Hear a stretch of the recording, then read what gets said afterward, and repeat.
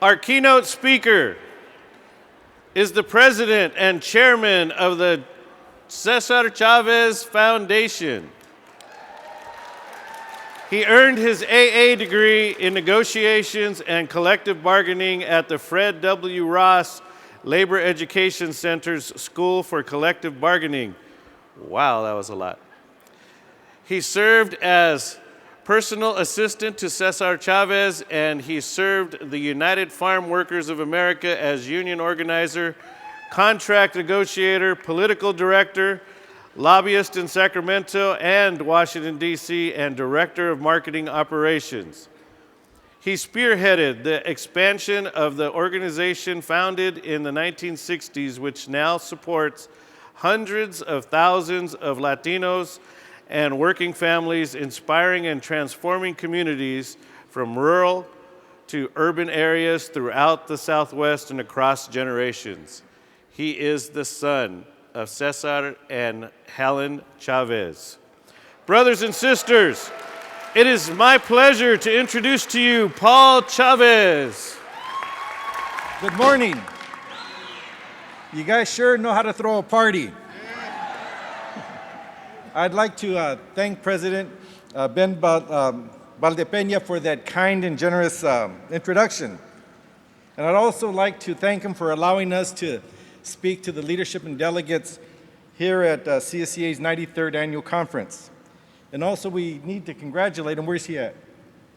Where's Ben at? Right here. Oh, there he is, okay. And we want to congratulate Ben for his steadfast leadership to this great organization. So thank you very much.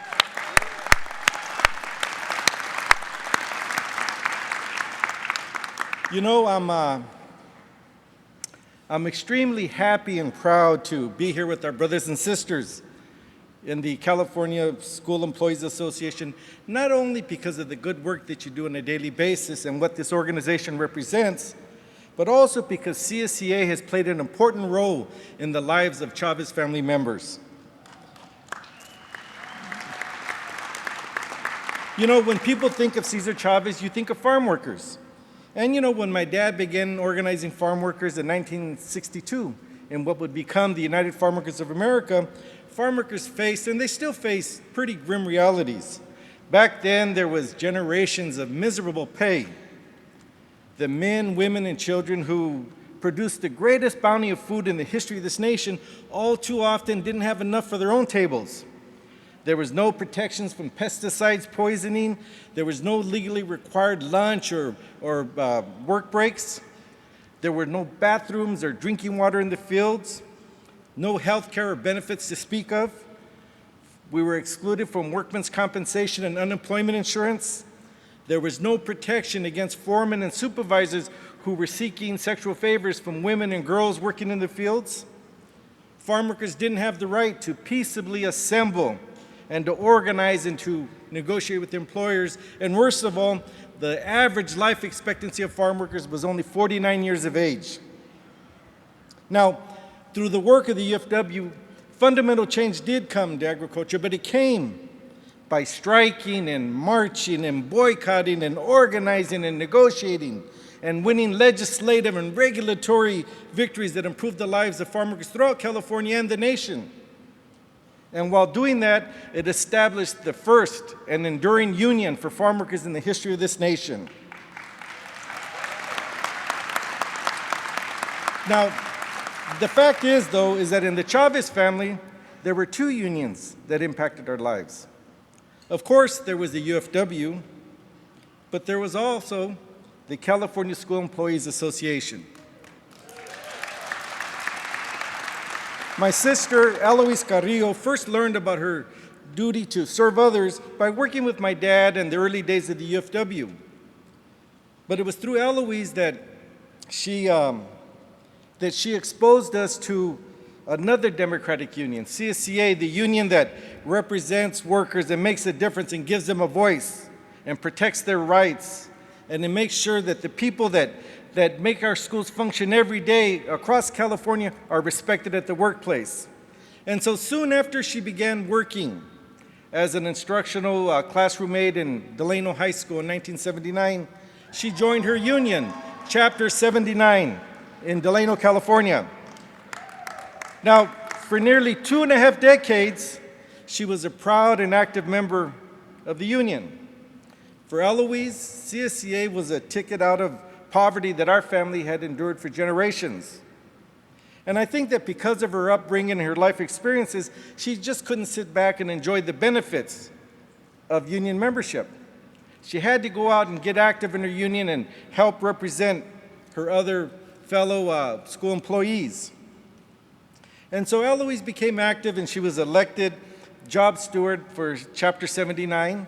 And along with the leadership of Chapter 79, they did a good job in building a relationship, a collaborative and positive relationship with the school district, that they were able to resolve grievances without having to take them to arbitration. But beyond that, she also served on the bargaining committee, where they negotiated for better wages and conditions, and of course the annual reopeners. But the thing is, it doesn't now end there. My brother-in-law, Eloise's husband, Dan Carrillo, was also a very active member of CSCA and actually served as a term president at Chapter 79 there in Delano. So you can see the CSA has played an important role in the life of our family.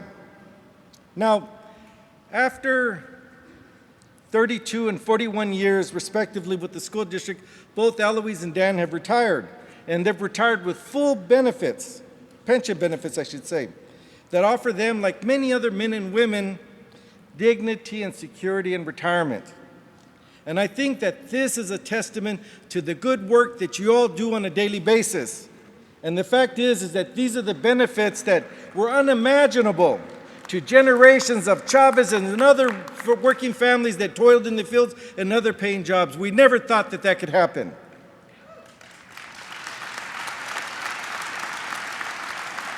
Now, in 2014, she was elected to serve on the Board of Trustees of the Delano High School District that creates, school policy and deals with labor relations. And I'm proud to report that she works hard to maintain a collaborative and positive relationship with Chapter 79, and she's making sure that labor's rights at the bargaining table are respected and that workers' issues are fully addressed. And more than that, I would like to ask Eloise and Dan Carrillo, who are with us today, to please stand so we can acknowledge them. Where are they at?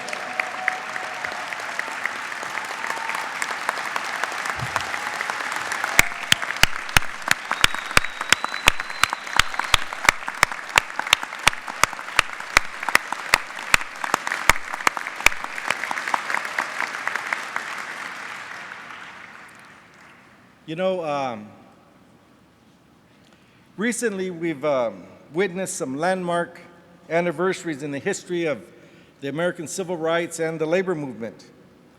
A couple of years ago, we commemorated the 50th anniversary of Bloody Sunday outside of Selma, Alabama, where state troopers savagely beat poor and disenfranchised people because they had the audacity to demand the right to vote.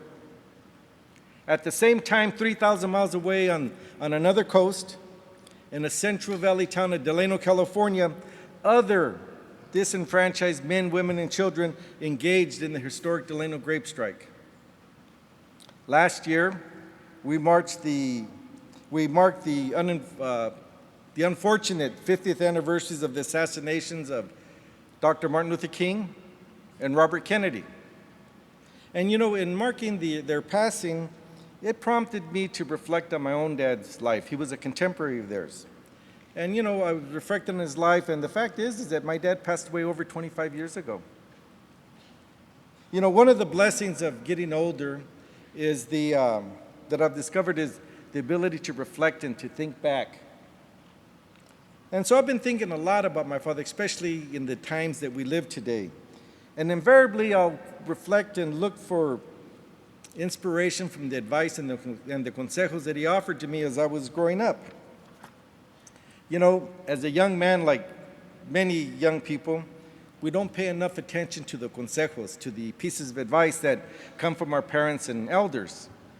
And given another chance, I would pay attention. I would write my notes down, right? I'd pay a lot closer attention to what they were trying to teach us. And nowadays, as we go about doing our work, invariably I will ask myself, what would my dad do if he encountered this situation? And invariably, those consejos began to offer some direction. So, I'm here standing before you this morning, and I'm thinking to myself, who am I to offer you advice when, as a young man, I didn't accept it very readily. But the fact is that another blessing of getting older is that you get to offer advice whether it's solicited or not. So please, I'd like to take the liberty to share a couple of lessons that I learned from my dad. The first lesson was about having faith in people. You see, at the heart of our movement is this unfailing faith that my father had in the poorest and least educated amongst us. See, he believed that they could challenge one of California's richest and most powerful industries and prevail. And that lesson of faith I learned personally from my dad. You see, after high school in the 70s, I decided that I wanted to work for the union on a full-time basis. And so I just assumed that I would be a star union negotiator and I would lead strikes and all those kind of things. And so I reported to work, and my dad promptly put me to work in the union's print shop. Now, I didn't know anything about printing. I didn't want to be a printer. And so after accepting the reality that I was going to be working there, I began to apply myself, and I began to learn things. But I also began to read what we were publishing, and I would read the organizing leaflets, and I would see what the issues were. And I would print convention proceedings, and I would see the resolutions that workers were concerned about. And we printed the union's constitution, and I saw what makes up a democratic union. And so I learned, and it was an exciting time for me, and so I was set. I was going to be a printer. And then a few years later, my dad comes to me, and he says that he would like me to work with him in his office. And I resisted, because by that time I thought I was born with ink in my veins. And besides, I'd never worked in an office. I was scared. But, my dad was persistent, and he convinced me, and so I joined his office, and I began to learn about things that I had never imagined before. I learned about how plans are developed and how budgets are put together and how you identify issues and allocate resources and get feedback, all those kind of things that I use today. And so, I was set. I was comfortable doing that work. Now, by that time, the UFW achieved a lot of success organizing workers in the field, and there was this tremendous need for union negotiators. There were those in the union leadership that wanted to go out and hire experienced negotiators and attorneys to do the bargaining. But my dad had a different idea. See, he was convinced that the sons and daughters of farm workers could learn those skills themselves and that they could do their job. They could do that job. He believed that they could be trained to do that work, but that also but you would need to give them the opportunity to make mistakes while they learn. See, and he understood that the play wasn't just this one contract, it was a long-term play. He knew that the lives of these people and successive generations would be changed forever if people were given the opportunity to negotiate their own contracts and to run their own unions. And so he asked me to be part of that mission, and again, I said, no, Dad, I was born to be an administrative assistant. But he insisted, and soon I joined a class of 15 negotiators to a school that he set up at our headquarters in Keene, California. And I remember it was a tough academic curriculum. We studied 6 days a week, sometimes 10 hours a day, and they brought in folks and they lectured on economics, macro and micro, and we learned about labor and national labor law, and we had to brush up on our English writing skills, and our Spanish wasn't too good. We had to work on our Spanish, and we had to sharpen up on our math so we could cost out contract proposals. We learned about the consumer price index and what a ratchet clause is, and all those kind of things that negotiators know about. And so upon graduation, we were sent out to all over California to negotiate with growers. And, we worked hard, and we made our fair share of mistakes. But we learned to negotiate, and we became proficient. But I think more importantly is that we gained the confidence to go toe-to-toe with seasoned grower negotiators, many of them highly paid attorneys. And so we were set, and I thought that I was born to be a union negotiator, that was my calling. My dad, being the persistent person that he was, he comes again, and he says, I'd like you to go and become the union's political director and lobbyist in Sacramento and Washington, D.C. Now, getting me to agree to that was like the hardest thing, because see, I knew nothing about that stuff. And I'm calling it stuff because I knew nothing about it. And it would be my biggest challenge because, you see, we were entering into a new, difficult political time. Our friend, Jerry Brown, was leaving the governorship, and this was during his first go-around as governor. And there was new hostile administrations coming into both Sacramento and Washington, D.C. As a matter of fact, the incoming Republican governor had campaigned on dismantling the historic farm worker labor law that gave farm workers the right to bargain collectively that we had worked so hard under Governor Brown to pass. And so, I went to Sacramento, and I worked hard, and I learned the legislative process, and we were able to protect the law from being amended. But enforcement did suffer.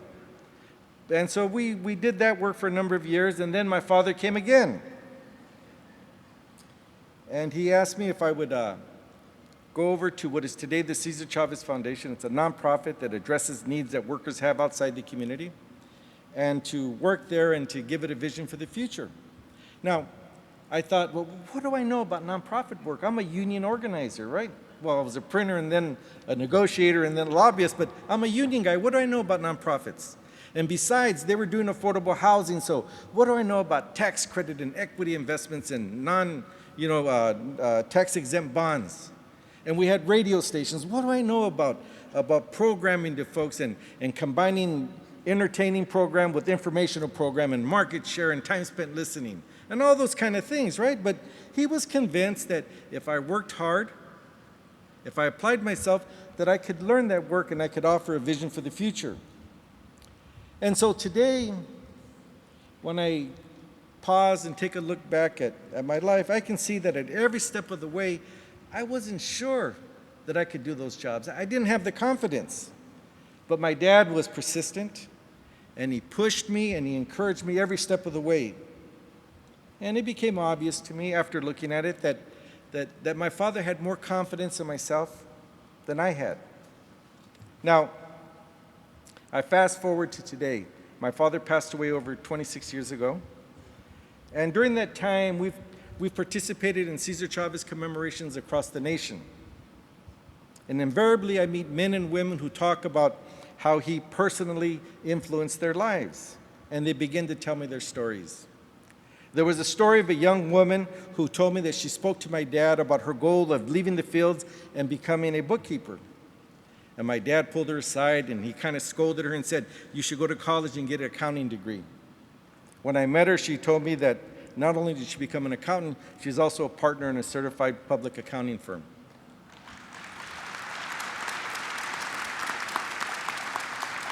There was the nurse that became a doctor at my father's urging, and there was the paralegal, the son of striking farm workers from the Central Valley of California, who my father challenged to become to become a lawyer when he was a paralegal. Recently, Governor Brown appointed him to the Superior Court bench in Kern County.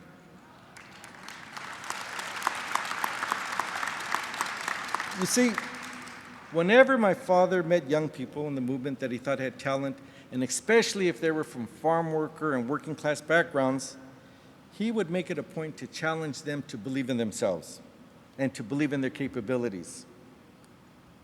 He literally helped hundreds of people fulfill dreams, many dreams that they didn't even know they had.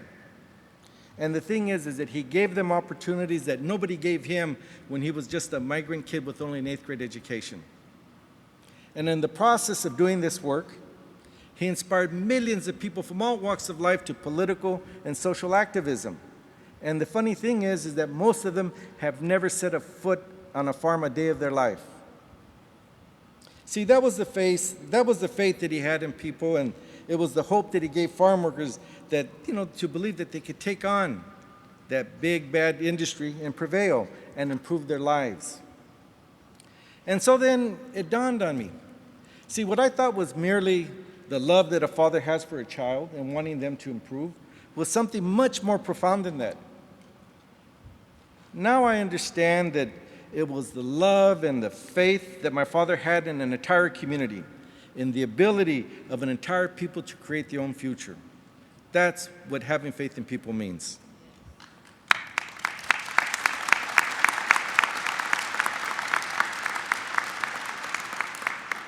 Now, the second lesson that I learned from my dad that I want to share with you today is about perseverance. When I was the union's political director, we had mounted an all-out political campaign. I remember we had organizers from the Mexican to the Oregon borders. We were lobbying state senators because we needed 21 votes to confirm a nominee that would help enforce the state labor law. And it was a grueling campaign. We had people sitting in senators' offices and calling folks and all those kind of things that you do to put pressure on folks. And so we worked hard, about a 6-week campaign, and the day of the vote came. And I remember it was in the evening, a night in December 1982. It was the last day of the legislative session. It was the final days of Governor Brown's first tenure as governor. And remember, a new hostile administration was coming in to office the following month. And so we worked hard, and we knew that it was going to be a close vote for this nomination. And so my father and hundreds of farm workers joined together in the over the ornate Senate gallery in the chambers there, waiting for the vote to come up. And finally, the confirmation vote came up. Roll was called, and we got 20 votes. 1 vote short for the confirmation. I was devastated. You know, I knew what was going to happen. I could see that the enforcement of the state law was going to be shut down with this new administration coming in, and that it would probably be 8 years of hard times for farm workers. So I just felt terrible. And so my father was there, and it was around 10 o'clock by the time he finished offering words of encouragement to farm workers and sending them back home to their towns that they were from. And I remember my dad looked at me and he says, why don't we drive home? Now, driving home from Sacramento is about a 5-hour drive. We live on the other side of Bakersfield. But I said, yeah, Dad, I'm not going to sleep. I felt terrible. And so we got in the car, and he didn't speak much, and we were driving down Interstate 5. And after about an hour or so, we just passed Stockton, my dad begins to speak. And he could see that I was feeling down, and he says, how do you feel? I said, Dad, I feel terrible. I feel that I let you down, I let farm workers down, I let this movement down. And then he says, well, did you do everything you could do? And I said, yes, I did. Did you leave any stones unturned? I said, no, Dad, I did everything I could think of. He says, well, did you work as hard as you could work? And I said, Dad, I've never worked this hard in my life. And then he said some words to me that seemed like they were spoken just yesterday. He says, remember, mijo, our work isn't like a baseball game where after 9 innings, whoever has the most runs wins and the other loses. It's not a political race where candidates run a campaign and whoever gets most votes on election night wins and the other loses. In our work, La Causa, the fight for justice, you only lose when you give up. You only lose when you quit. And then he looks at me and he says, let's go home and get some rest because tomorrow we got some work to do.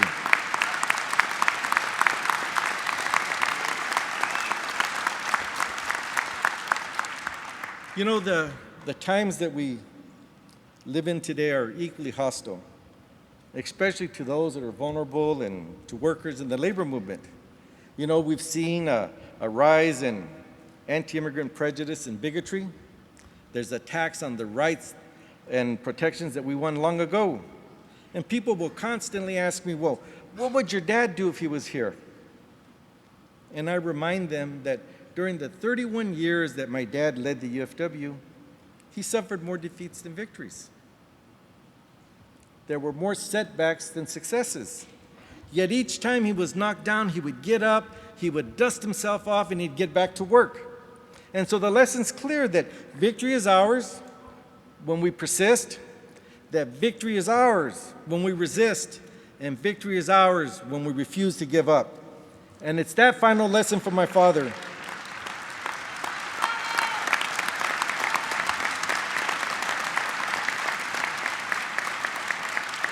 And it's that final lesson from my dad that's especially relevant today when so many people feel under attack and despair can easily set in.